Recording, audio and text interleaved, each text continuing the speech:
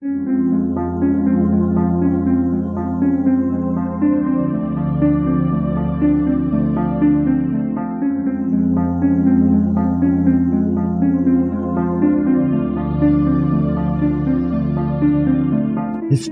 tells the story of the world and of our lives. Sometimes that history goes bump in the night.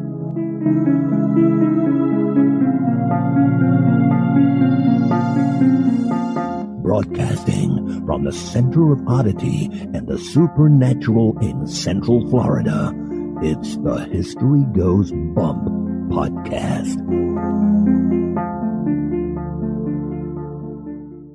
Hello, you spooktacular people. Welcome to this 535th episode of the History Goes Bump podcast. Ghost Tours for the Theater of the Mind. I'm your host, Diane. And this is Kelly. Kelly, on this episode, we're heading down under to a location suggested to us by listener Julie Barton. And this is the Berrima Courthouse. And while I was checking that out, I noticed that Berrima has quite a few haunts there. So we're going to be talking about several haunts in this cute little village in Australia. Awesome. Before we get into that, we want to welcome into the Spooktacular crew Alice, Travis, Nicole, Matt, Amelia spelling her name Amilia, Virginia, Alex, Georgette, Lindsay, and Clint. Thank you for joining the Spooktacular crew. And now this moment in Oddity.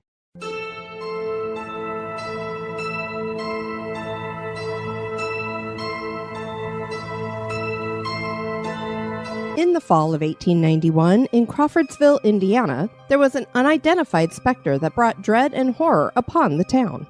The incident took place in the wee hours of the morning on the 5th of September. Two men were preparing their ice delivery wagon when they witnessed something unexplainable to them. The creature appeared to be 18 feet long by 8 feet wide, moving through the air with several pairs of fins. It was white in color and had no distinct shape or form. They reported that there was a single flaming eye and that the creature made a plaintive wheezing sound. It is said that the men observed the entity for nearly an hour, hovering 300 to 400 feet in the sky before they left the area. Even a pastor and his wife reported observing the phenomenon. Shortly after the pastor's experience was shared, the Keeley Institute for Inebriates reached out to the pastor and his wife, suggesting that they visit and receive treatment. There were multiple newspaper articles regarding the encounters, with the Crawfordsville Journal, the Indianapolis Journal, and the Brooklyn Eagle reporting on the sightings. The local postmaster was deluged with letters, some of which stated that Judgment Day was near. Thankfully, 2 eyewitnesses tracked the beast and discovered it was actually a flock of several hundred killdeer birds. It was determined that due to the foggy conditions and newly installed electric city lights, the birds became disoriented, causing them to fly in a different manner than usual. However, there was also an alternative explanation for the apparition. This entailed a balloon parachute craze caused by boys in the city, some of which supposedly sent cats up in the balloons. Many of us in our podcast group were avid bird watchers, but a story that is still publicized today about a large spectral entity comprised of a flock of birds certainly is odd.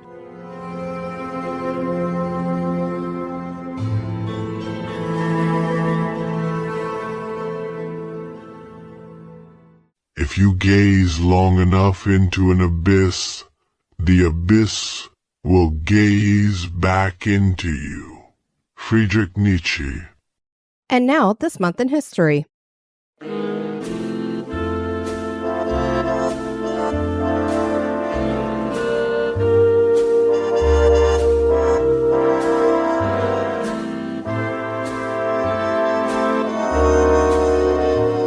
the month of April, on the 11th in 1794, orator Edward Everett was born in Dorchester, Massachusetts.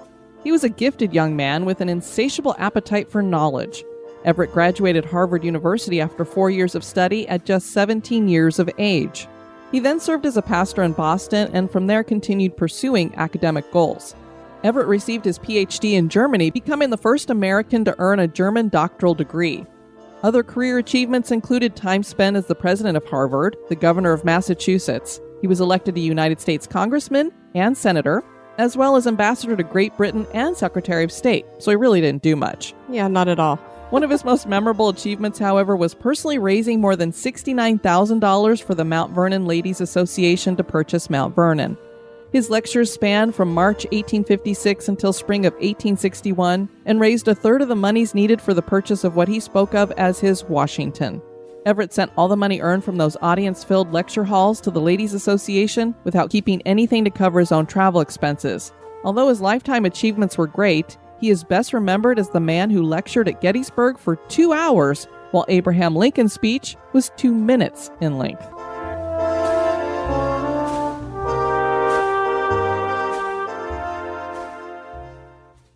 The Berrima Courthouse in the beautiful southern Highlands of New South Wales in Australia is a great example of colonial architecture.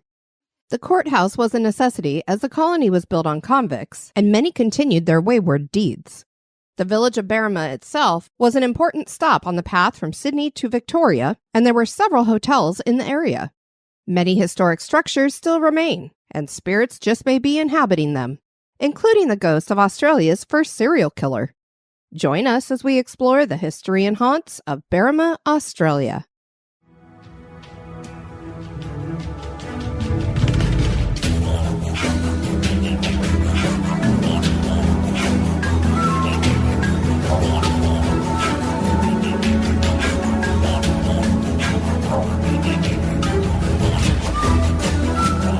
Berrima is a small historic village in the heart of the Southern Highlands. The Highlands sit 68 miles southwest of Sydney and features a luscious wine region.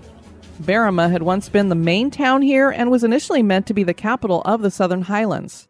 The Darawal Aboriginal people had lived along the coastal area here for centuries as hunter, fisher, gatherers.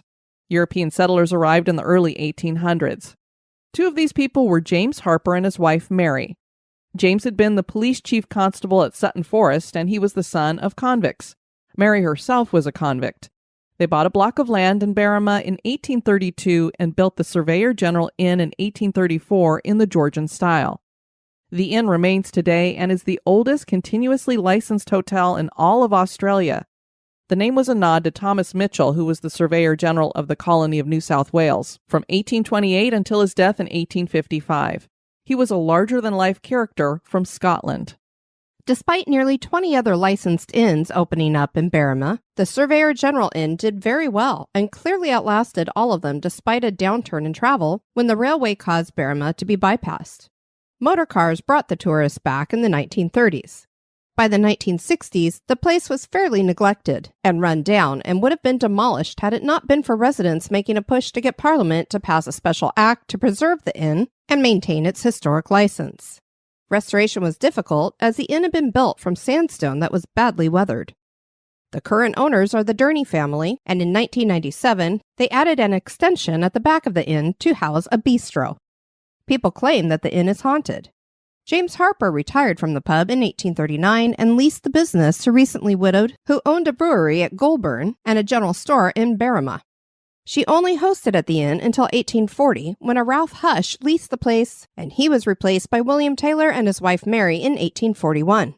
William had been a convict shipped to Australia after stealing sheep in 1832, and his wife Mary and daughter Lucy joined him in the following year. Mary died in 1842, and William remarried a woman named Bridget in 1844, and they would open the Crown Inn in 1844, which remains open in Berrima as Taylor's Crown Inn.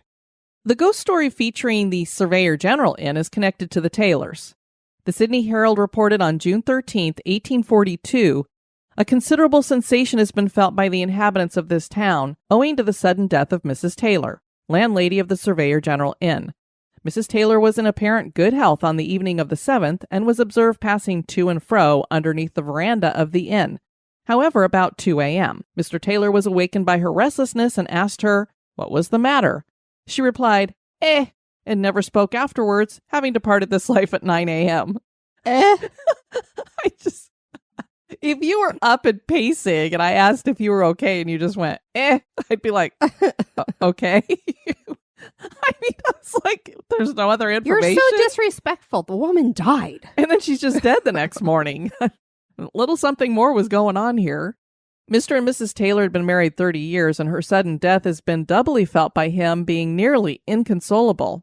It is to be hoped the sympathy and attention shown to him by his friends and acquaintances will so far succeed as to ameliorate his sorrows. I have no idea what that word is for this lamented but premature bereavement.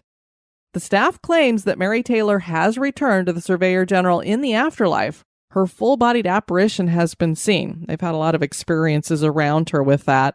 But I was like, wow, we need more details to the story. If only we could go back to 1842.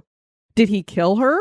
Was she feeling ill and that's why she was restless and then she just died? Or did she commit suicide? I mean, what happened? She just suddenly died? May never know. After pacing for a while and telling her husband, I need more information. In 1835, James Harper built Harper's Mansion, which still sits on a hill overlooking the town and features one of the largest hedge mazes in the country. This was designed in the Georgian style and built from bricks made on site. The exterior was 3 bricks thick and the interior was 2 bricks thick. More than likely, the workforce was the same as those building the Berrima Courthouse and jail at the same time. The Harpers had 6 children, with only 3 of them living into adulthood. One of the boys was only 2.5 years old when he walked into one of the immense fireplaces in the house. I can't even. I know. The other 2 more than likely passed from an illness like smallpox at the ages of 6 and 7. Harper owned much of the land in Berrima, and he died in 1845 heavily in debt. He had big hopes for Berrima, and while many blocks of land had been sold to speculators, not much had been developed. The house is said to be haunted. Dodger52 wrote on TripAdvisor, "The friend I was with had to quickly rush outside as she felt something strange that made her feel ill. Once outside, she was okay, but was not prepared to go back in. She said she's very sensitive to phenomenon. Apparently 3 children had died in the house over 100 years ago, and one particularly gruesome death with a child dying when he fell into an open fire. So the place is very interesting and worth a visit during their open days. It's historic, over 135 years old, and well restored and looked after. And there are indeed reports of haunting activity at the mansion. A lady in white has made occasional appearances, and psychics claim that there are other spirits. So I don't know if, all the children are haunting it, if this is their mother who's come back. But I will say that I did find an article in the Skeptical Inquirer where they did a scientific ghost study at the Harper's Mansion over a lengthy period of time. They had a couple of anomalies show up on their camera, which they just kind of wrote off as nothing and basically said this place is not haunted. So somebody's going to have to stay there and do some investigating and let us know. Governor Burke visited Berrima in 1834, and he chose the site for the building of the courthouse. He laid the foundation stone in March of 1835, and sandstone was quarried from Church Hill. The roof was made from timber shingles, which was later replaced by slate. Immediate issues developed with the original architect and contractors, and so construction was stalled until Mortimer Lewis was appointed as the colonial architect. He designed the courthouse in the Regency style with 4 Doric columns along the front. The interior had decorative plasterwork cornices and cedar moldings, and the courtroom was topped by a vast greenhouse-type structure that allowed natural light to fill the interior. This was later replaced by skylights. The front entrance was bigger than it needed to be to inspire awe in all those who entered. Juror rooms were in both wings of the courthouse. There were also housekeepers' rooms, a dressing room for the staff, judges' retiring room or chambers, an office for the clerk of the court, and a witness room. Even with this new architect, issues continued and construction took until 1839 to be completed. Substandard workmanship left the roof leaking and water seeping into the foundation, and major repairs were needed over the next 20 years. The courthouse opened with a salaried police magistrate and 9 police constables. It served as a court of assize from 1839 to 1846. Assize courts dealt with civil matters and criminal matters that were less serious. Although here in Berrima, murder cases were tried at the courthouse because I wanted to know what an assize court was, so I looked it up. And then I was like, wait a minute, they had a serial killer here, and we're going to talk about some other killings. And I'm like, these are not less serious crimes. The first trial by jury in Australia took place here. This was also where all public administration was handled, like the licenses for taverns and people selling wares. Convicts also got their assignments here. Community events like dances and concerts were also held in the building along with meetings. During World War I, German officers were kept in cells in the courthouse as prisoners of war. The School of the Arts used the building in the 1930s. They would be followed by other organizations until the courthouse was closed in 1972. The Department of Public Works restored the building after that and tried to bring it back to its original state, and that work was finished in 1976. The Berrima Courthouse opened as a museum that is owned by the New South Wales government and managed by a trust made up of local residents. One of the most famous cases tried here was for Lucretia Dunkley and Martin Beach in 1843. The brutality of their crime shocked the entire colony. Lucretia had arrived in Australia as a convict who had been found guilty of serious crimes and sentenced to life in prison. She married Henry Dunkley in 1834, and the two had a farm near Gunning. In 1842, Henry hired paroled convict Martin Beach to work on the farm. Martin and Lucretia soon started an affair. In September of 1842, Henry went missing. Neighbors reported the behavior of Beach and Lucretia to the local magistrate, and they were arrested with a paper reporting that Dunkley's disappearance had turned out to be one of those deep-laid, preconcerted acts of human butchery, which occasionally take place to the disgrace of human nature. Lucretia had confessed that Beach entered her and her husband's bedroom with a candle and axe and hit Henry in the forehead with the axe as he slept. Beach struck Henry 2 more times. The force was so great that it broke Henry's back. The two then put Henry's body in a sack and buried him in a hole and then cleaned the house. Despite the confession, the couple pled not guilty and were tried and found guilty and sentenced to hang.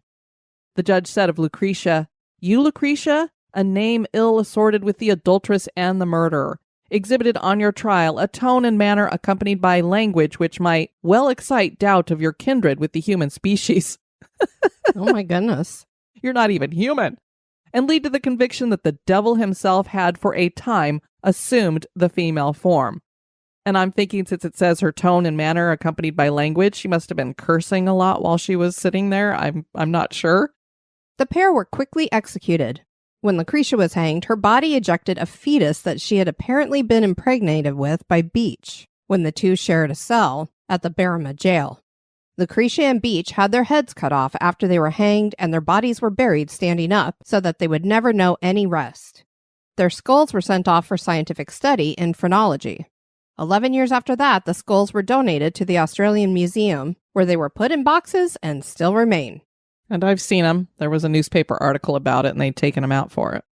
The fetal skull had also been with them, but is believed to have disintegrated. This story is told in the courthouse with an audio and light show and creepy-looking mannequins. Kelly, this makes me think of the Salem Witch Museum that's kind of hokey with the mannequins and lights and sounds Sure. and everything. I think it's probably very similar. I haven't seen it, but just based on the description and the pictures that I've seen, that's what I would guesstimate. And now a little break for a word about one of our sponsors.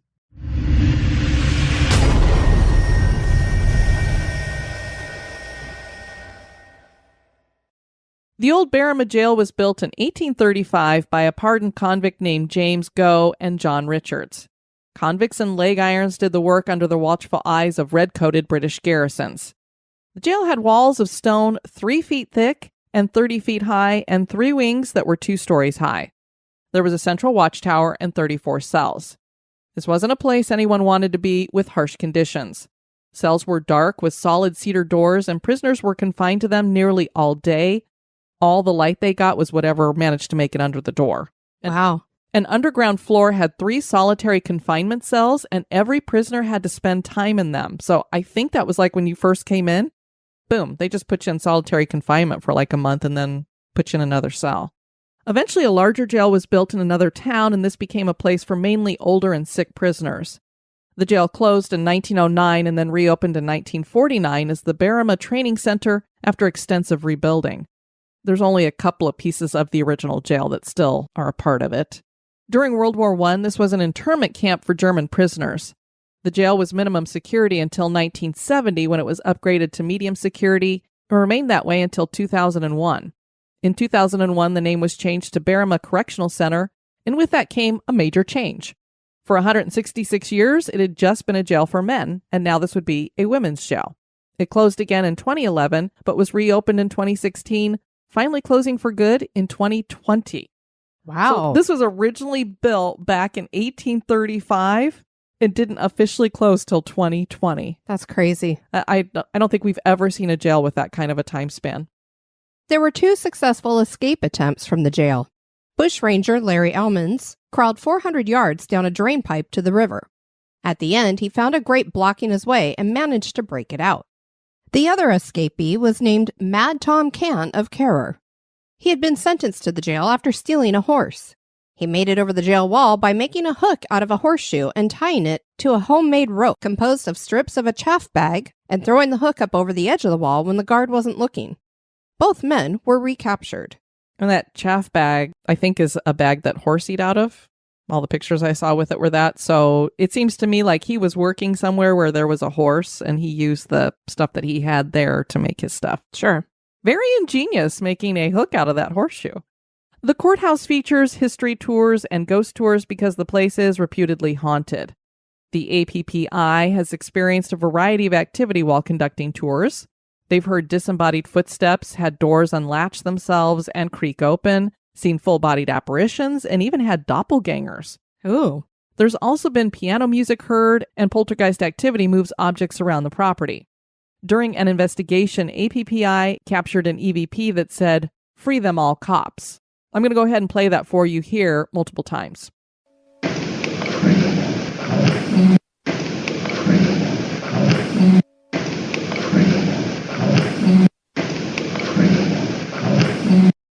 A police prosecutor was attacked in the male holding cell once when APPI was investigating.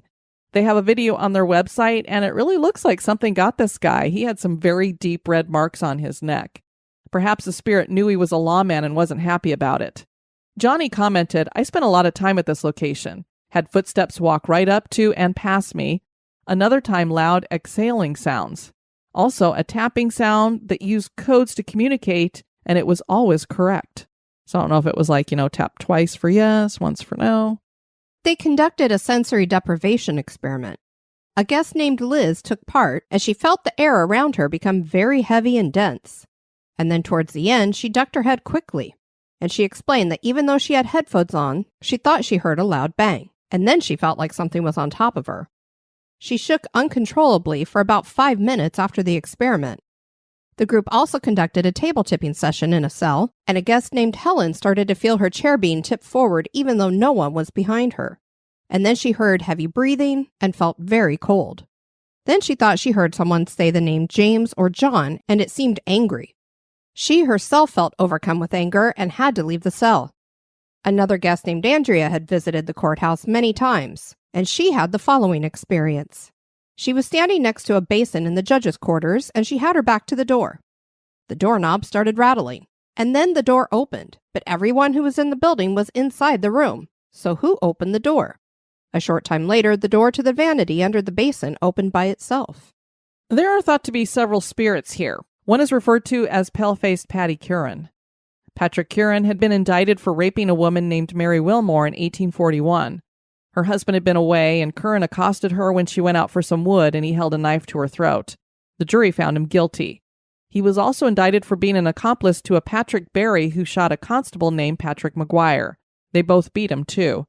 The jury deliberated for about a quarter of an hour and found Curran guilty of that crime as well. He was sentenced to death. He is seen flitting through the pine trees on dark nights, so he doesn't just haunt the courthouse, he's in the vicinity. Another ghost is referred to as the abominable John Lynch, who is said to be the most callous murderer in Australia's history. And he was a horrible man. He would go from simple thievery to serial killer. Lynch was born in Ireland in 1812.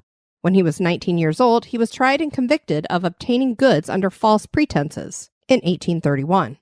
He was sent to the colony of New South Wales and arrived in October 1832. Lynch was assigned to work at the Oldbury farm, and by 1836, he and another man named John Williamson were tried for the murder of another assigned servant on the farm named Thomas Smith. That man's body was found in the hollow of a fallen tree about a mile from the convict huts at the farm. There were 2 heavy pieces of wood nearby covered in blood and human hair. The case rested on a witness who wasn't found to be credible, and Lynch was found not guilty. Lynch later confessed that he did kill the man.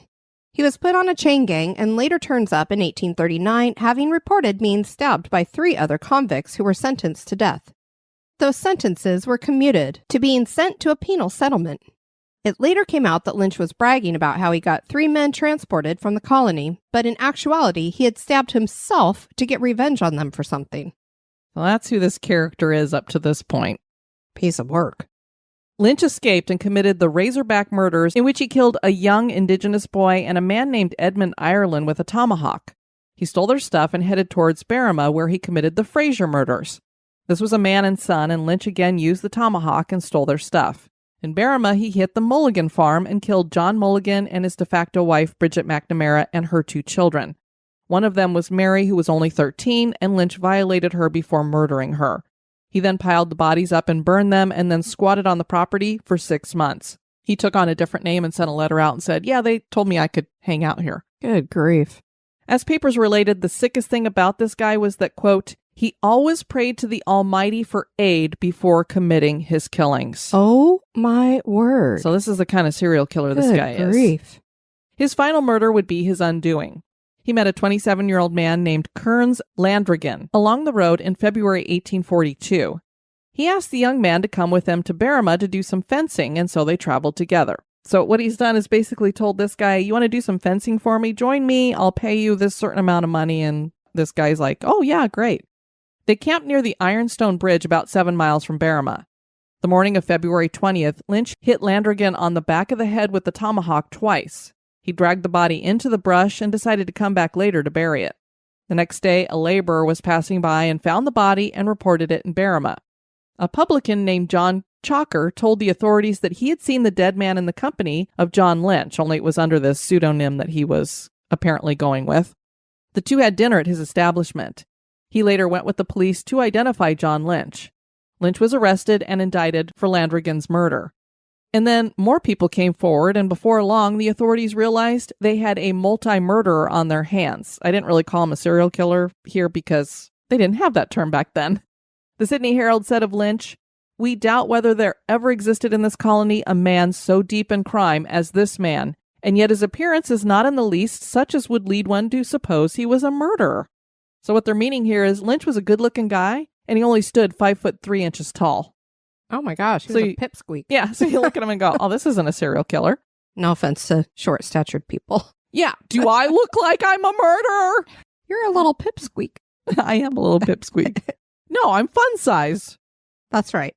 Lynch was tried in the Berrima Courthouse on March 21st, 1842, and found guilty of Landrigan's murder. He was sentenced to hang. Lynch had killed at least 10 people, so this was justice for all of them. Before the trap door swung down, ending Lynch's life, he did a little step dance for the crowd. So his spirit's been seen around, hanging in the streets and all that other stuff. A third spirit is said to be Lucretia Dunkley, and she appears as a headless apparition. Martin Beach's spirit is here as well, missing his head too. Paranormal investigator Judy Kim and psychic June Cleland are part of Southern Highlands ghost hunts and investigations. Kim told the Sydney Morning Herald, "You can never guarantee paranormal activity is going to happen, but I've never had it not happen in here. We've heard doors slamming, voices, and you'll probably feel the presence as you go in." She pointed to the jail next door and said, "People were hanged just over there, and the bodies were buried standing up just inside that wall, so you never know who's going to be hanging around." Cleland definitely feels like Lucretia is haunting the courthouse. She told the paper, "This is one of the most haunted places I've been in. Some of them, like Lucretia, are not really aware most of the time. She's lost in her own anger, bitterness, and resentment. But there are others that will stand giggling, watching you, and they want to do things, make noises. Others are sort of passing through." Sounds like there's some ghosts that like to pull pranks in there. Like me. So the jail closed in 2020, but it hasn't been open to the public. It's some developers bought it, and who knows what they're going to do with it. Oh. So there's been no investigations in there. So there's probably some haunts going in there as well, but we just don't know because it hasn't been investigated. So all of this stuff has been going on in the courthouse. And please excuse Kiwi, who is screaming in the background. He has a lot to say about everything. Berrima has a long history in Australia, and many firsts for the colony happened in this little village. Are there spirits of killers walking the streets and hanging out in the buildings? Are these locations in Berrima haunted? That is for you to decide. Well, cool. We would love to hear from those of you who live in Australia if you've stayed at any of the locations there in Berrima. Absolutely. Looks like some really cool places. We'd love to have you guys check out our website at historygoesbump.com. And if you'd like to send us some feedback, you can do that at historygoesbump@gmail.com. We did have Callie post this in the crew. They know how to send little signs. I'm sorry for the longer post. It's so amazing to get a little sign from a loved one that's passed, whether they are human or four-legged. My post is about a four-legged loved one. 6 years ago, when my husband and I moved into our own house, we brought my favorite barn cat, who was 4 years at the time, into our house. We fought and fought with him for about 2 years to strictly just be a house cat. Finally, I caved, and since we moved next door to my parents, felt comfortable enough to let him be an indoor-outdoor cat. I bought a collar with a nice name tag before we let him make this transition, and wouldn't you know it, he lost it after 3 days. Big surprise. I was so frustrated that he lost the collar so fast, mainly because of the name tag. We got him a couple other collars over the years, but never another name tag. We lost my special boy last fall to cancer. I was totally devastated. He was definitely one of the best cats with a huge personality.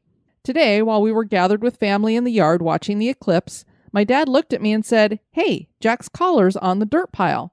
Confused how he knew it was his because our current indoor-outdoor cat has lost a few collars, I asked him what he was talking about. He repeated, "Jack's collar is on the dirt pile, the one by the woodshed." After family left, I told my husband I was going to get the collar my dad was talking about. After doing so, I came back with tears in my eyes. My husband asked what was wrong. All I could do was hold up that first collar with the name tag he had lost all those years ago. After a few minutes, I called my dad and asked where in the dirt pile it was, to which he replied, "Right on top for someone to find." This dirt pile has been in the same spot for probably 10 years. It's walked past several times a day. I told my husband what my dad said and told him it was my little sign. He asked how I knew, and I told him because I was talking about him and how much I miss him with a friend at work today. I cleaned his collar up and it now hangs on our mantle. I'm also sharing a picture of Jack's collar and our special boy. This goes to show they do hear us and know how to send us little signs. I love that. So special. How else do you explain a collar that he lost years and years and years ago ending up on the top of a dirt pile? It's just not even a possibility to be on top of a dirt pile. I don't even know how you would find something after he'd lost it years and years and years ago, but the fact that she was like, "Hey, I lost Jack and been missing him," talking to her coworker, and then she goes home and he's like, "Hey, Mom, I heard you talking about me." Just very cool. I love those pet ones for sure. Want to thank you guys for tuning in to this episode. I've been your host, Diane. And this has been Kelly. You take care now.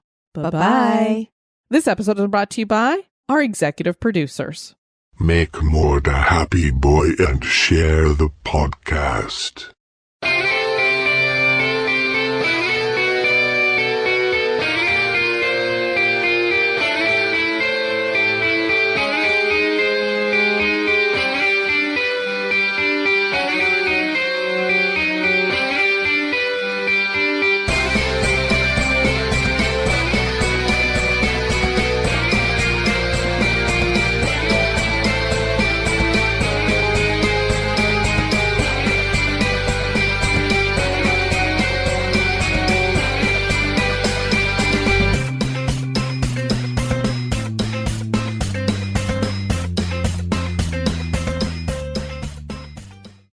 Hello, you spectacular people. Welcome.